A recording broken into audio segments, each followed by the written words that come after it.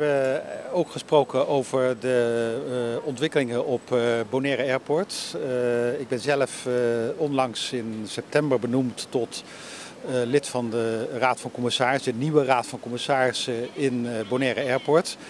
En samen met de stuurgroep kijken we in hoeverre de Bonaire Airport een rol kan spelen in de ontwikkeling van de luchtvaart en het toerisme in het Caribische gebied. En daar hebben we het dus ook over Aruba en Curaçao, om te kijken of we dat interessant kunnen maken. En dat past natuurlijk heel goed in het verhaal wat de heer Zwageman vertelt over Happy Flow en pre-clearance, et cetera, voor toeristen uit Europa. Ja. Ja. Wordt het vliegveld van Bonaire dan uitgebreid?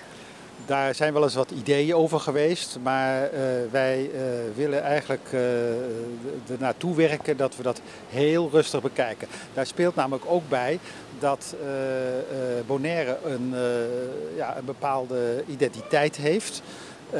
Daar wordt binnen het bestuurscollege van Bonaire ook over nagedacht van wat willen we.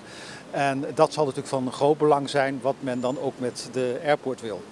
Aruba en Bonaire en Curaçao zijn de 3 ABC-eilanden en ik denk dat die elkaar heel goed kunnen aanvullen om een soort pakket te kunnen aanbieden aan Europese toeristen. En dan heb ik het niet alleen over Nederlandse toeristen, maar bijvoorbeeld ook over Duitse of Oostenrijkse toeristen die het uitermate interessant vinden om hier te komen en bijvoorbeeld in Aruba naar de stranden te gaan.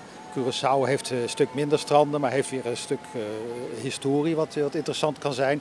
En daarbij gevoegd Bonaire, die staat voor tranquility en nature. Is dat een heel mooi pakket wat je zou kunnen aanbieden aan Europese travelers.